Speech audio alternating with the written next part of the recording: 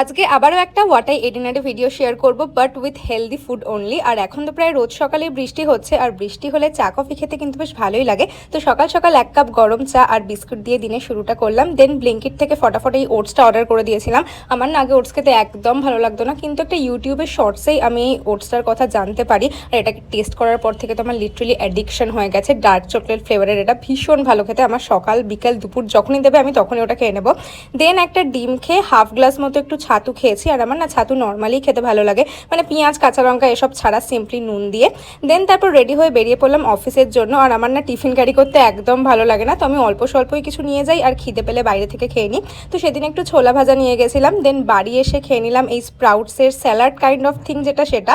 তারপর বিকেলের দিকে একটু ছানা খেয়ে চলে গেলাম সুইমিংয়ে। আর আমি সুইমিং থেকে এসে ডিরেক্ট ডিনার করে নিই, প্রচণ্ড খিদে পায় যেহেতু। তো আজকে ডিনারে ছিল রুটি, ছোলার তরকারি আর একটু দুধের সুজি। So here is everything I ate.